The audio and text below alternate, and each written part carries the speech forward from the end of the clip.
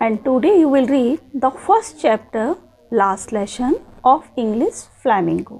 आज आपका chapter last lesson line wise start कर रहे हैं। इससे पहले आपने वीडियो में इसके ओवरव्यू समझ लिए हैं, तो आज आप लाइन वाइज इसको पढ़ते हैं।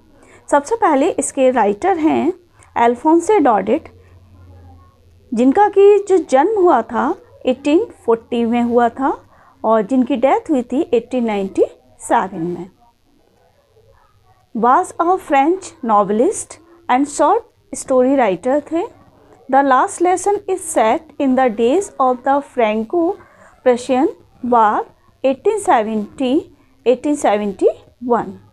और जो लास्ट लेसन है वो उन दिनों का है जब फ्रैंको और प्रशियन के बीच में एक युद्ध हुआ था, जो कि 1870 और 71 के बीच में हुआ था, in which France was defeated by Prussia led by Bismarck, और जिसमें कि फ्रांस जो था वह हार गया था प्रशिया के द्वारा, और जिस पर जो लेड कर रहा था Bismarck. Prussia then consisted of what now are the nations of Germany, और अब प्रशिया जो थी उसमें उसके अनुसार जो थी उस राष्ट्र में Poland and parts of Austria, और वह ऑस्ट्रिया और पोलैंड का एक हिस्सा हो गया था।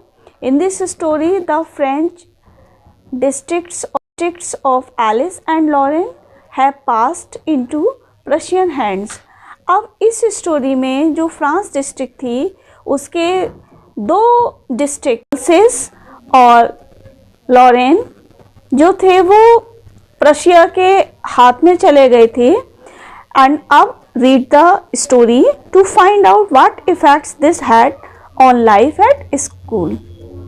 अब इस प्रकार का जो हादसा हुआ था प्रशिया के हाथ में जब फ्रांस के ये दो डिस्ट्रिक्ट चले गए थे, लॉरेन और अल्सेस, तो इन दोनों डिस्ट्रिक्ट में क्या इफ़ेक्ट हुआ, क्या प्रभाव हुआ, इस चैप्टर से आप ये जानेंगे। अब वहाँ पर क्या थी, जर्मन लैंग्वेज पढ़ाई जाने लगी थी और जो फ्रांसीसी लैंग्वेज थी उसके लिए अब मनाही हो गई थी। तो एम हैमेल इसके जो मेन कैरेक्टर हैं, यानी कि टीचर जो हैं वो टीचर हैं एम हैमेल, जो कि फ्रांसीसी लैंग्वेज टीच करते हैं, और फ्रेंच जो कि नैरेटर भी हैं इस स्टोरी के, जिन्होंने की पूरी स्टोरी को बोला है, और फ्रेंच एज ए स्टूडेंट हैं इसमें, जिन्होंने अपने लिए आई वर्ड रेफर किया है। क्या है इस चैप्टर में, ध्यान से पढ़ेंगे आप। I started for school very late that morning and was in great dread of a scolding, especially because M Hamel had said that he would question us on participle. M Hamel जो है वो teacher हैं और French जो है वो narrator हैं, और उन्होंने अपने लिए आई शब्द यूज किया है। आई स्टार्टेड फॉर स्कूल, यानी फ्रेंच स्कूल जाने के लिए तैयार हो रहा था, लेकिन वह लेट हो गया था और उसे डर था कि उसके टीचर उसे हो सकता है डांटेंगे। क्यों डांटेंगे? क्योंकि M Hamel had said that he would question us on participle, क्योंकि एम हैमेल ने उनसे पार्टिसिपल के कुछ क्वेश्चंस पूछने के लिए बोला है। पार्टिसिपल जैसा कि आप जानते हो ग्रामर का ही एक चैप्टर है, जिसके विषय में एम हैमेल को फ्रेंच से कुछ क्वेश्चंस पूछने थे। And I did not know the first word about them, और फ्रेंच का कहना है कि मुझे तो पार्टिसिपल के विषय में एक शब्द भी नहीं पता था। फॉर अ मोमेंट, कुछ पल के लिए, I thought of running away and spending the day out of doors. क्या कहा फ्रेंच ने कि कुछ पल के लिए मैंने सोचा कि मैं वहाँ से भाग जाऊँ, and spending the day out of the doors, और बाहर जाकर खूब खेलूँ कूदूँ, मस्ती करूँ, अपना टाइम को व्यतीत ऐसे करूँ। लेकिन it was so warm so bright, बहुत ज़्यादा गर्मी थी, बहुत ज़्यादा धूप थी, तेज़ था, चमकीला माहौल था। The birds were chirping at the edge of the woods, जंगल में जो पक्षी थे वो चहचहा रहे थे। And in the open field back of the saw mill the Prussian soldiers were drilling.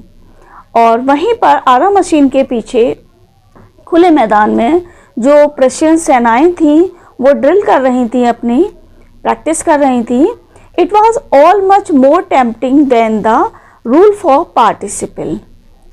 अब ये सब चीज़ें पार्टिसिपल के रूल्स को याद करने से या उन्हें सुनाने से ज़्यादा अच्छा मुझे लग रहा था। But I had the strength to resist and hurried off to school. परंतु मेरे अंदर अपने आप को अब रोकने की शक्ति नहीं थी। And hurried off to school, और मैंने क्या किया, स्कूल जाने के लिए मैंने जल्दी जल्दी करना शुरू कर दिया। When I passed the town hall, there was a crowd in front of the bulletin board. मैं वहीं टाउन हॉल के पास से गुजरा तो बुलेटिन बोर्ड के सामने एक क्या लगी हुई थी, एक भारी सी भीड़ लगी हुई थी। अब बुलेटिन बोर्ड क्या था? बुलेटिन बोर्ड एक ऐसी जगह थी जहां दिन भर की न्यूज लगा दी जाती थी। अब for the last 2 years all our bad news had come from there. यानी पिछली 2 सालों से जितनी भी बुरी खबर थी वही बुलेटिन बोर्ड के पास से आ रही थी। अब नई खबर क्या है? The lost battles, the draft, the orders of the commanding officer. And I thought to myself without stopping, what can be the matter now. यानी सारी बुरी खबरें, जैसे हारे हुए युद्ध, ड्राफ्ट, कमांडिंग ऑफिसर के आदेश। और अब मैंने बिना रुके ही वहाँ पर खुद सोचा अब क्या बात हो गई, यानी अब कौन सी बात हो सकती है कि यहाँ पर भीड़ इकट्ठी है। Then as I hurried by as fast as I could go, the blacksmith was the who was there with his apprentice reading the bulletin called after me. जब मैं बहुत तेज, जितनी तेज मैं दौड़ सकता था, दौड़ रहा था, तो एक लोहार वैजदर जो था उसने मुझसे पीछे से पुकारा। अपने साथी के साथ वह खड़ा हुआ था, वह चिल्लाया मुझसे और बोला, डोंट गो सो फास्ट बच्चे, इतनी तेज मत दौड़ो, you will get to your school in plenty of time. यानी कि तुम्हारे पास स्कूल पहुंचने के लिए बहुत सारा टाइम है। I thought he was making fun of me and reached M Hamel's little garden all out of breath. I thought, मैंने सोचा कि he was making fun of me, शायद वह मेरा मजाक बना रहा है। और मैं एम हैमेल के गार्डन में पहुंच गया और उस समय मेरी क्या थी, सांस फूल रही थी। Usually when school began there was a great bustle which could be heard out in the street. जब कभी भी स्कूल स्टार्ट होता था तो गली में ही बसल यानी ग्रेट बसल, शोरगुल की आवाज़ आने लगती थी। कैसी? The opening and closing of desk, desk के खुलने बंद होने की। लेसन्स रिपीटेड इन यूनिशन, यानी कि पाठ को दोहराने की, रिपीट करने की। वेरी लाउड, तेज गति से। With our hands over our ears to understand better. और मेरे जो कान थे वो बहुत अच्छे से इस बात को समझ सकते थे, यानी बड़ी अच्छी सी आवाज़ें आती रहती थी। And the teachers great ruler rapping on the table. और जो टीचर का जो रूलर था, रूलर मतलब स्टिक जैसे वो मारते थे स्केल, उसकी पटकने की आवाज़, जो टेबल पर पटकते थे उसकी आवाज़ आती रहती थी। But now it was also still, लेकिन अब क्या था, सब कुछ शांत पड़ा हुआ था। I had counted on the commotion to get to my desk without being seen. अब I had counted on the commotion to get. अब मैंने देखा अपनी डेस्क को बिना देखे हुए मैं वहीं पर चला गया। But of course, लेकिन वास्तव में that day everything had to be quiet as Sunday morning. लेकिन उस दिन क्या था, सब कुछ संडे मॉर्निंग की तरह क्या था, शांत शांत था। थ्रू द विंडो, खिड़की में से। आई सॉ माई क्लासमेट्स, मैंने अपने क्लास के साथियों को देखा। ऑलरेडी इन देयर प्लेसेज, वे सभी क्या थे, पहले से ही अपने स्थान पर आ गए थे। क्योंकि मैंने पहले ही बताया था मैं लेट था और मैं क्लास में आने के लिए थोड़ा सा लेट हो चुका था। And M Hamel walking up and down with the terrible iron ruler under his arm. और जो एम हेमेल थे वो अप एंड डाउन कर रहे थे, किसके साथ? अपने उसी आयरन रूलर, जो उनके पास लोहे का स्केल था, कहाँ था? अंडर हिज आर्म, अपनी बाहों के नीचे दबाए हुए थे और अप एंड डाउन कर रहे थे। I had to open the door and go in before everybody. अब मुझे क्या करना था? मजबूरी है, आई हैड टू। देखिए हैड के संग क्या लगा हुआ? To open. जब भी हेड के साथ टू या हैज, हैव, किसी के साथ भी टू आता है तो ये क्या दर्शाता है? व्यक्ति के लिए मजबूरी दर्शाता है कि मुझे ऐसा करना पड़ा। तो I had to open the door, मुझे दरवाजे को खोलना पड़ा। And go in before everybody, और प्रत्येक के सामने से मुझे वहाँ जाना पड़ा। यू कैन इमेजिन, आप कल्पना कर सकते हैं, how I blessed and how frightened I was. आप कल्पना कर सकते हो कि मैं उस समय कितना शर्मा गया होऊंगा या फिर मैं कितना घबरा गया होऊंगा। यानी मैं दोनों ही तरीके से था, मैं शर्माया हुआ भी था और मैं घबरा भी गया था। बट नथिंग हैपेंड, लेकिन कुछ भी घटित नहीं हुआ। M Hamel saw me and said very kindly. M Hamel ने मुझे देखा और बड़े ही दयालुता से बोले, go to your place quickly, जाओ अपने स्थान पर चले जाओ। लिटिल फ्रेंड, छोटे friends, we were beginning without you, तुम्हारे बिना मैंने चैप्टर को स्टार्ट नहीं किया है। I jumped over the bench and sat down at my desk, मैंने अपनी बेंच से मैं कूदा और जाकर अपनी डेस्क पर बैठ गया। Not till then, when I had got a little over my fright, did I see that our teacher had on his beautiful green coat. अब not till then, तब तक नहीं।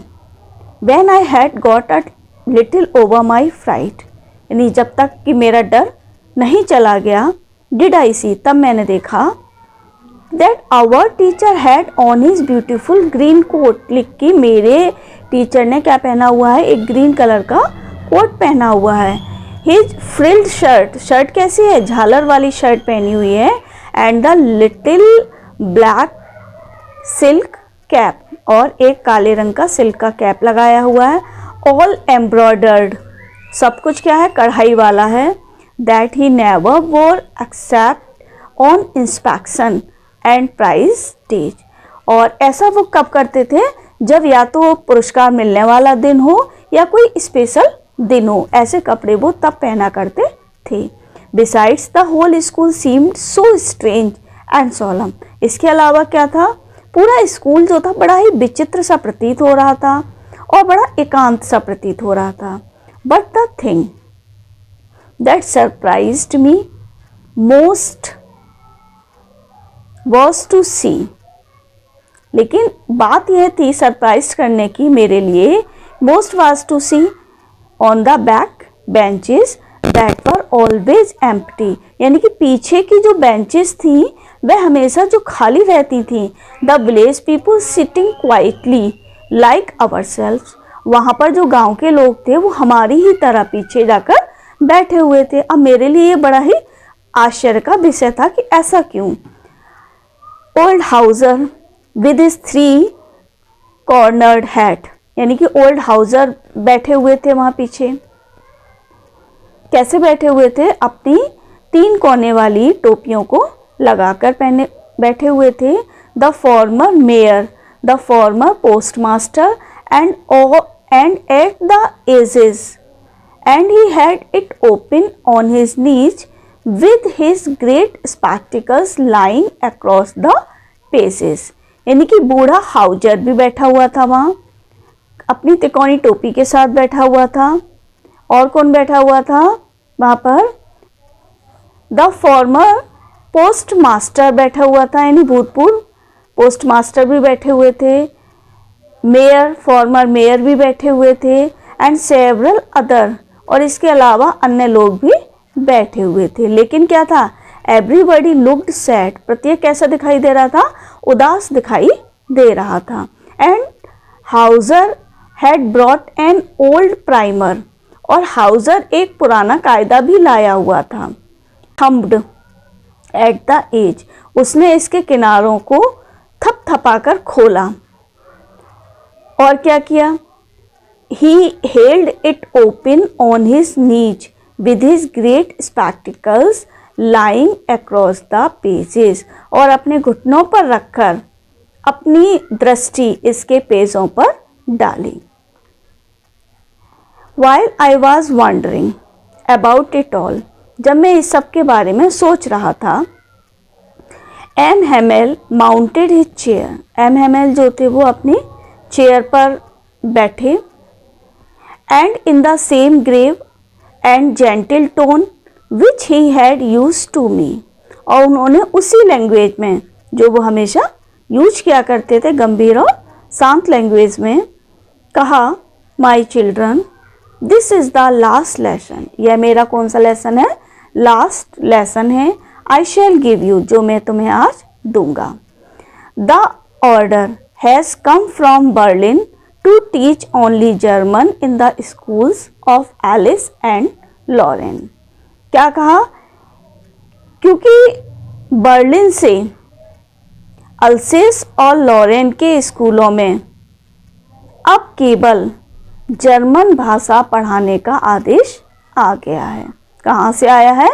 बर्लिन से आया है। इम्पॉर्टेंट क्वेश्चन है ये कि बर्लिन से अब लॉरेन और अल्सेस डिस्ट्रिक्ट जो स्कूल हैं इन डिस्ट्रिक्ट के, उसमें सिर्फ कौन सी लैंग्वेज पढ़ाई जाएगी? अब जर्मन लैंग्वेज पढ़ाई जाएगी। अब the new master comes tomorrow, एक नया टीचर जो है वो कल आ जाएगा।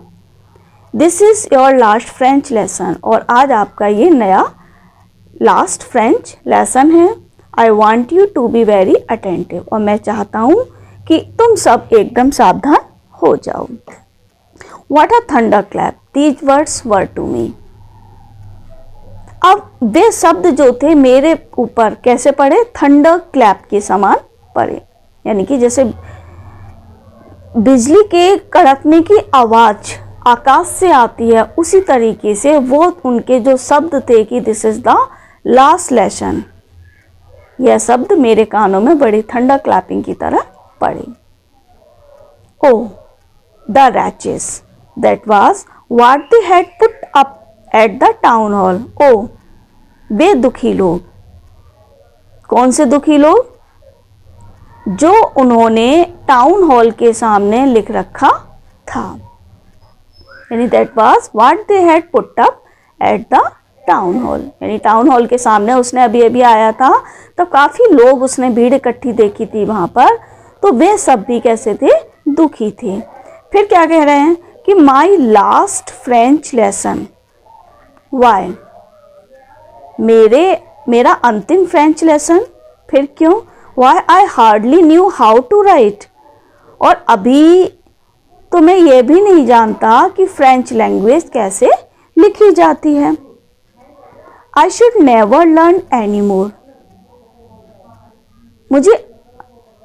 I should never learn any more, मुझे और कभी नहीं सीखनी चाहिए। मैंने कभी कोशिश भी नहीं की थी कि मुझे अभी आगे इसे सीखना चाहिए, क्योंकि अभी तो मुझे कुछ ही दिन हुए थे और अभी तो मैं बचकानी हरकतें कर रहा था, उस पर ज़्यादा ध्यान नहीं दे रहा था। लेकिन I must stop there then, तब वही रुक जाना चाहिए। Then oho how sorry I was for not learning my lessons. Oh, मुझे मेरे पाठ न सीखने का अब कितना अफसोस होगा कि मैंने सही समय पर अपने पाठ को क्यों नहीं सीखा। फॉर सीकिंग बर्ड्स एग्स और गोइंग स्लाइडिंग ऑन द सार, मैं क्या करता रहा उसके स्थान पर? मैं पक्षियों के अंडे ढूंढने में पर, सार पर फिसलते हुए जाने के लिए अपने समय को बर्बाद करता रहा। My books that had seemed such a nuisance a while एगो, मेरी किताबें जो थोड़ी देर पहले मुझे क्या लग रही थी? बहुत बड़ी समस्या लगती थी, लेकिन अब क्या है? सो हैवी टू कैरी, यानी मुझे ले जाने में ही बड़ी भारी लगती थी। My grammar book and my history of the saints were old friends now. लेकिन अब वो सब मेरी किताबें क्या थी, अब मेरे सब वो दोस्त बन गए थे, चाहे वो हिस्ट्री की बुक हो अथवा वो ग्रामर की बुक हो। एंड एम हेमेल टू, और एम हेमेल भी, the idea that he was going away, that I should never see him again.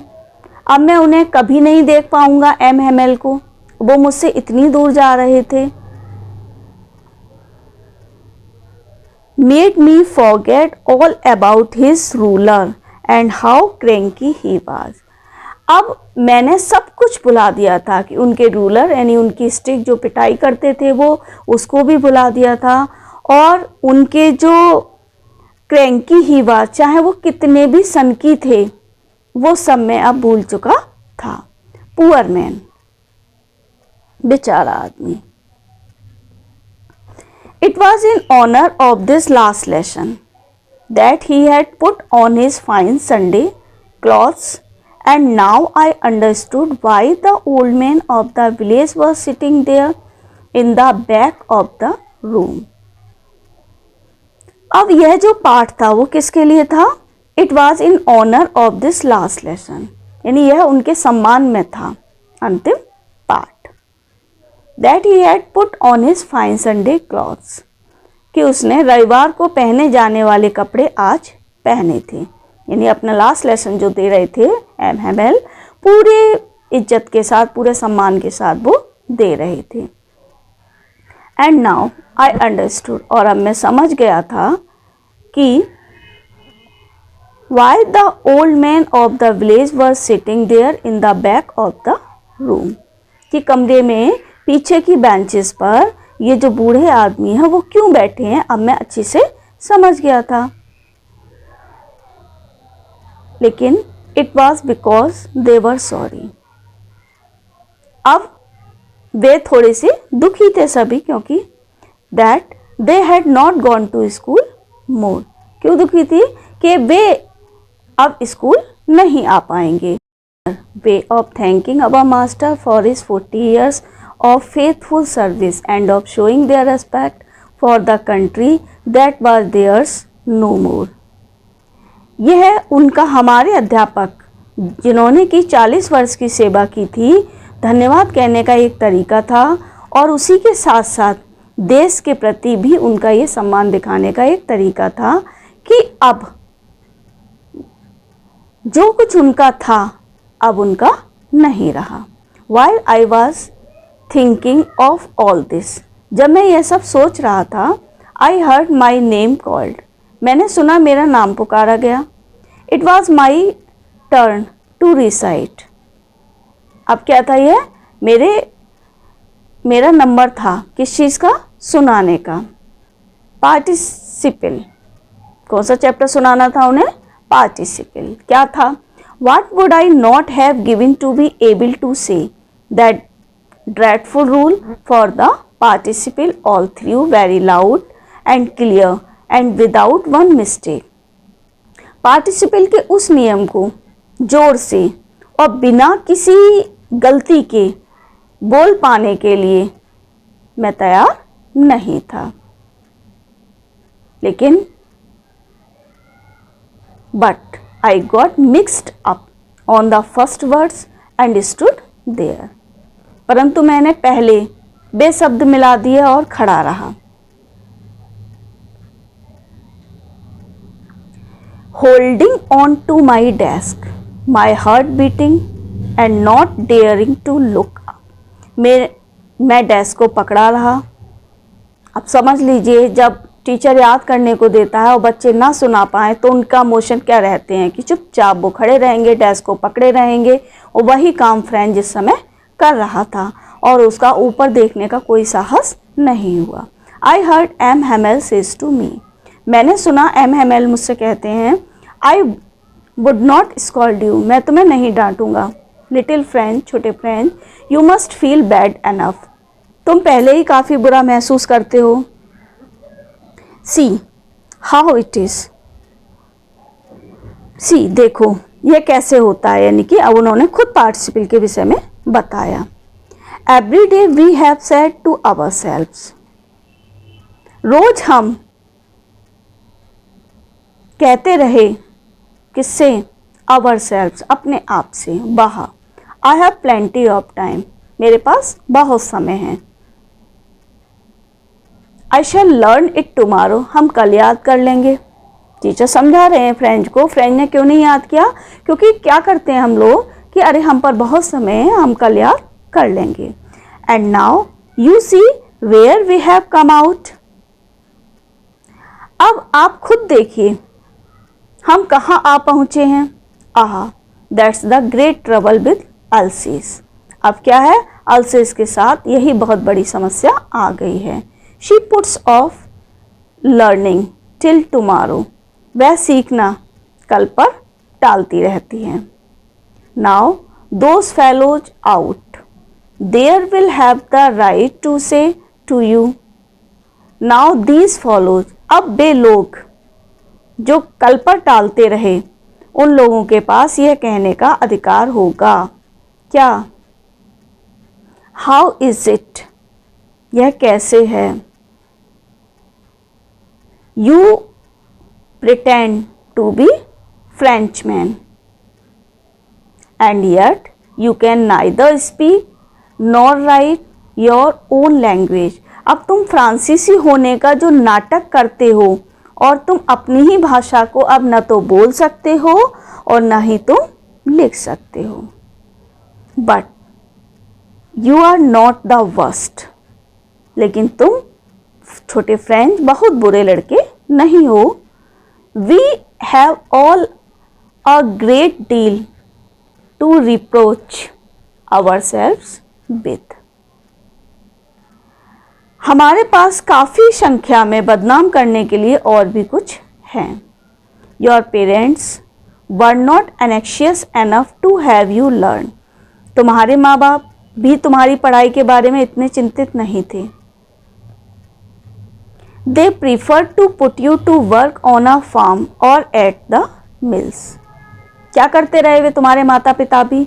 वे तुम्हें खेत पर काम करने के लिए या मिल में काम करने के लिए लगा देते थे। So as to have a little more money, ताकि उनके पास कुछ और पैसा आ जाए। तो बच्चों की पूरी गलती नहीं है कि उन्हें पूरा समझ में आ जाए कि कुछ माता पिता जो हैं उन्होंने भी उनको काम पर लगाया था। एंड आई, और मैं, I have been to blame also, और मेरा भी थोड़ा सा दोष रहा। MML अपने आप को भी दोषी ठहराते हैं। कैसे? Have I not often sent you to water my flowers instead of learning your lessons? क्या मैंने तुम्हें फूलों पर पानी देने के लिए नहीं भेजा, जबकि मुझे पढ़ाना चाहिए था? यानी पढ़ाने के बजाय मैंने तुम्हें फूलों पर पानी लगाने के लिए भेजा। And when I wanted to go fishing, did I not just give you a holiday? और जब मैं मछलियाँ पकड़ने जाना चाहता था तो क्या मैंने तुम्हारी छुट्टी नहीं की? यानी कि जब मैं मछलियाँ पकड़ने गया तो भी मैंने तुम्हारी छुट्टी की। Then from one thing to another, इस तरीके से एक के बाद दूसरी बात। MML went on to talk of the French language, French language के बारे में MML कहते रहे। Saying that it was the most beautiful language in the world, उन्होंने बताया कि यह संसार की सबसे अच्छी लैंग्वेज है। The clearest, the most logical, अच्छी है, तार्किक है। That we must guard it among us, और यह हमें गार्ड करती है। एंड नेवर फॉरगेट इट, हमें यह कभी नहीं भूलना चाहिए। Because when a people are enslaved, लेकिन जब देखिए एक व्यक्ति जो होता है गुलाम बन जाता है, as long as they hold fast to their language, it is as if they had the key to their prison, तो उसके पास सिर्फ और सिर्फ उसके पास उस समय उसकी लैंग्वेज ही होती है जो वह पकड़े अपनी रखता है। Then he opened a grammar, तब वह अपनी ग्रामर को खोला उसने। And read us our lesson, और उसने अपने पाठ को पढ़ाया। I was amazed to see how well I understood it, अब मुझे आश्चर्यचकित था, अमेज था मैं कि मुझे कितना अच्छे से समझ में आ रहा था, कैसे आ रहा था। All he said seem too easy, so easy, जो कुछ उन्होंने बताया बहुत कुछ सरल था। I think too that I had never listened so carefully, यानी मैंने सोचा कि मैंने शायद कभी भी इतना केयरफुली उनको सुना ही नहीं है। And that he had never explained everything with so much patience, and he had never explained everything, और उन्होंने भी कभी इतने अच्छी तरीके से एक्सप्लेन शायद न किया हो।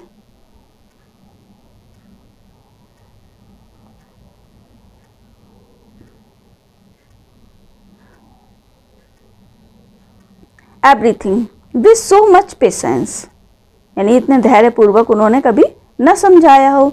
It seemed almost as if the poor man wanted to give us all he knew before going away and to put it all into our heads at one stroke. मानो वह बेचारा आदमी जाने से पहले हमें सब कुछ, जो कुछ उसके पास है, वो देना चाहता था, और एक ही बार सबको हमारे दिमाग में डालना चाहता था। एक ही बार में वो सभी बातें समझाना चाहता था। कौन? M Hamel. After the grammar we had a lesson in writing. Grammar के बाद हमारे पास लिखाई करने के लिए था। That day M. Hamel had new copies for us written in a beautiful round head. उस दिन एम हैमेल के पास हमारे लिए नई कॉपियाँ भी थी, यानी उन्होंने हमें नई कॉपियाँ भी दी, जो कैसी लिखी हुई थी? रिटिन इन अ ब्यूटीफुल राउंड हैंड, यानी जो सुंदर घुमावदार राइटिंग में लिखी हुई थी। फ्रांस अल्सेस, फ्रांस अल्सेस, क्या लिखा हुआ था उस पर? France अल्सेस, France अल्सेस। They looked like little flags floating everywhere in the schoolroom, hung from the rod at the top of our desks. अब वे स्कूल में सभी जगह छोटे झंडे जैसी लग रही थी। क्या? कापियाँ जो उन्होंने हमें दी थी। अब हमारी सभी डेस्क पर वो क्या थी? At the top of our desk, हमारी डेस्क पर वो सभी कॉपियाँ जो थी वो रखी हुई थी। वो कैसी लग रही थी? एक झंडे के समान लग रही थी। You ought to have seen how everyone set to work. आप देख सकते हैं कि कैसे सभी अपने कार्य में जुटे हुए थे। And how quiet it was, और कितने शांत थे सभी। The only sound was the scratching of the pens over the paper, और जो वहाँ पर जो आवाज़ आ रही थी सिर्फ पेन और पेपर पर चलने की आ रही थी, यानी पेन से जो पेपर पर लिखा जा रहा था, जो स्क्रैचिंग की आवाज़ आ रही थी, बस उसी की आवाज़ आ रही थी। वन सम बीटल्स फ्लू इन, अगर एक बीटल्स भी उड़ रही थी, एक कोई भी कीट भी अंदर उड़ के आ रहा था, उसकी भी आवाज़ सुनाई दे रही थी। But nobody paid any attention to them, लेकिन किसी ने भी उस पर ध्यान नहीं दिया। Not even the littlest ones, यानी एक छोटी से छोटी चीज़ के लिए भी नहीं। Who work right on tracing their fish hooks, अब जैसे कि जो उनके फिश हुकों को ट्रेस कर रहे थे। As if that was French too. On the roof, the pigeons cooed very low, and I thought to myself, अब मानो कि वह फ्रेंच था। छत पर कबूतर जो थे वो भी बहुत धीमे धीमे चहक रहे थे। On the roof, the pigeons cooed very low, यानी छत पर जो कबूतर थे वो भी धीरे धीरे कू कर रहे थे। And I thought to myself, मैंने स्वयं सोचा, will they make them sing in German? Even the pigeons, क्या वे इनको जर्मन भाषा में गाना सिखाएंगे कबूतरों को भी? यानी कि वो जो आएंगे नए टीचर, वो इनको भी जर्मन भाषा सिखाएंगे कबूतर को भी, कि कबूतर भी क्या सीख रहा है इस समय? फ्रेंच लैंग्वेज सीख रहा है। यानी एक इमेजिनेशन थी ये फ्रेंच के मन में कि कबूतर भी इस समय बिल्कुल साइलेंट मोड पर काम कर रहे थे। Whenever I looked up from my writing, जब मैं जब भी अपनी लिखावट से नज़र हटाकर ऊपर देखता, I saw M Hamel sitting motionless in his chair, मैं देखता था कि एम हेमेल जो हैं अपने चेयर पर बैठे हुए हैं, मोशनलेस, कैसी स्थिति में, बिल्कुल शांत स्थिति में बैठे हुए हैं। And gazing first at one thing then at another, और क्या देख रहे हैं, एक वस्तु से दूसरी वस्तु को लगातार देख रहे हैं, as if he wanted to fix in his mind just how everything looked in that little school room, जैसे कि वो इस छोटे से जो स्कूल का कमरा है उसकी प्रत्येक चीज़ को देखना चाहते हैं। फ्रांसी, for 40 years he had been there in the same place with his garden outside the window and his class in front of him, यानी वो इस स्थान पर 40 वर्ष रहे थे, अपने बगीचे में रहे थे, आउटसाइड द विंडो, विंडो के बाहर जो गार्डन था उसमें रहे थे, and his class in front of him, और अपनी उस क्लास में भी रहे थे जो उनके बिल्कुल सामने है, यानी खिड़की के बाहर उनका बगीचा है और उनकी जो क्लास है वो ठीक उसके सामने है। ठीक उसी तरह से only the desks and benches had been worn smooth, क्या हो गया है उसी तरीके से, केवल बदला कुछ नहीं है, आज भी रूम वहीं पर है, गार्डन वहीं पर, सब कुछ वहीं पर है, बदला क्या है, केवल जो डेस्क हैं वो कैसी हो गई हैं, वर्न, टूट गई हैं, स्मूथ हो गई हैं, जल्दी जल्दी टूटने वाली हो गई हैं, जैसे घिसकर वो चिकने हो गए हैं, स्मूथ हो गए हैं। स्मूथ से मतलब यहाँ पर है कि बच्चे जब यूज़ करते हैं टेबल पर बार बार कॉपी किताब रखते हैं, उससे क्या हो गई हैं, वो बेंच है स्मूथ हो गई हैं। The walnut trees in the garden were taller, और जो अखरोट के पेड़ हैं वो लंबे हो गए हैं, and the hopvine, his hopvine that he had planted himself twined about the windows to the roof, और वो hopvine यानी एक बेल जो उन्होंने खुद उगाई थी, खिड़की से होते हुए वो कहाँ पहुँच गई है, अब छत पर पहुँच गई है। How it must have broken his heart to leave it all, poor man, इन सबको छोड़कर इस बेचारे व्यक्ति का दिल टूट गया होगा, बेचारा।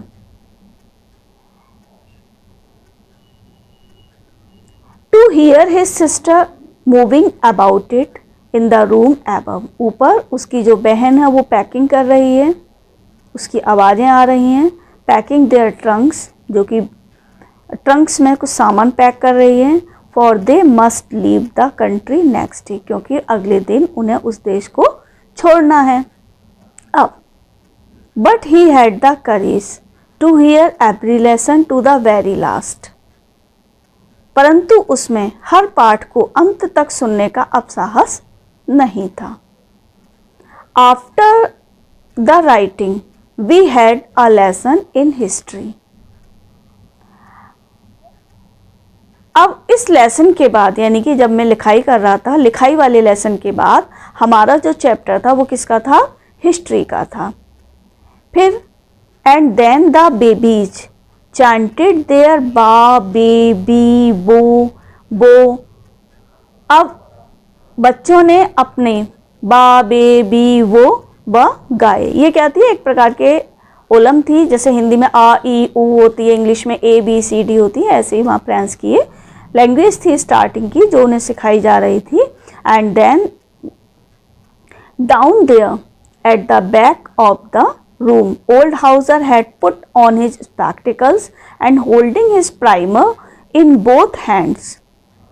अब कमरे में पीछे बैठे जो बूढ़े हाउजर थे, अपने चश्मे उन्होंने पहन लिए थे और दोनों हाथों में अपना कायदा पकड़कर उनके साथ अक्षर बोल रहे थे। Spelled the letters with them. You could see that he too was crying. His voice trembled with emotion. अब क्या लेटर्स बोल रहे थे वो? बूढ़े हाउजर जो थे अपने हाथों में प्राइमर को पकड़ रखा था उन्होंने, अब चश्मे को पहन लिया था और उनके साथ साथ उन शब्दों को वो बोल रहे थे। You could see that he too was crying, यानी आप देख सकते थे कि वो क्या कर रहा है, वो रो भी रहा था।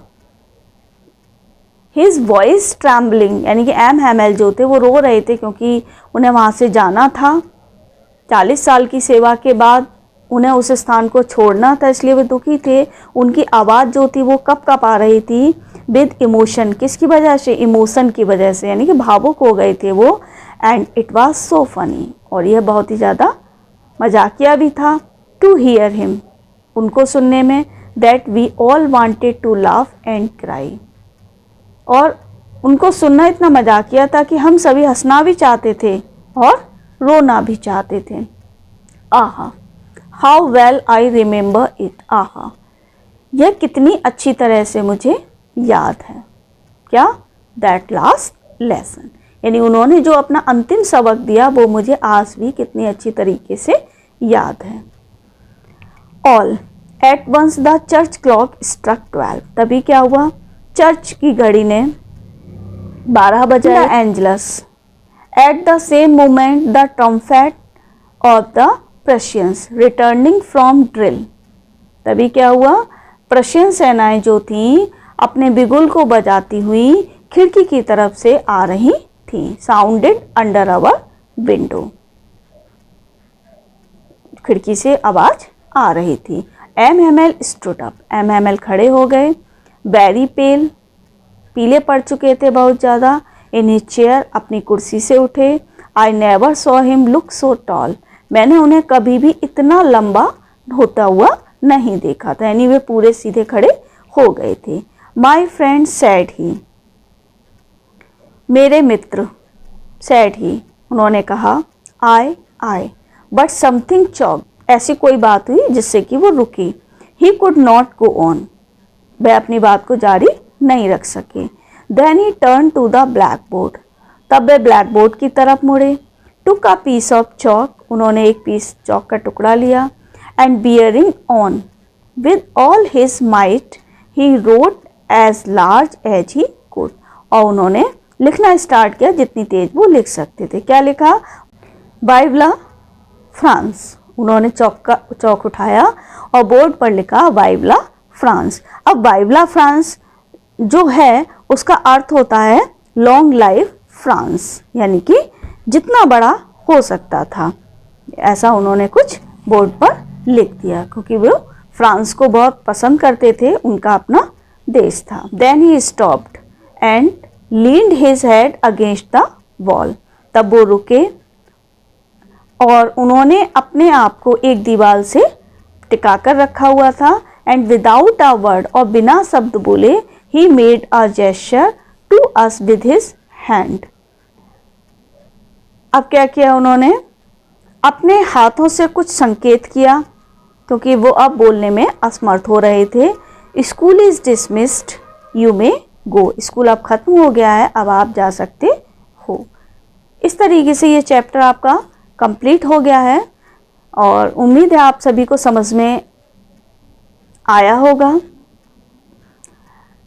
आगे आपको एनसीईआरटी के क्वेश्चंस की पीडीएफ पिछले वीडियो में मिल चुकी है और नेक्स्ट जो इम्पोर्टेंट क्वेश्चंस होते हैं, वेरी शॉर्ट क्वेश्चंस होते हैं, अनसीन पैसेज होते हैं, ये सभी आपको मेरे नेक्स्ट वीडियो में मिलेंगे। तो अपडेट्स के लिए आप चैनल पर बने रहेंगे और अभी तक आपने यदि चैनल को सब्सक्राइब नहीं किया है तो सब्सक्राइब करें, नोटिफिकेशन बेल ऑन कर लें, वीडियो को लाइक करें, शेयर करें, कमेंट करके ज़रूर बताएं कि आपको ये चैप्टर कैसा लगा। Thank you, bye.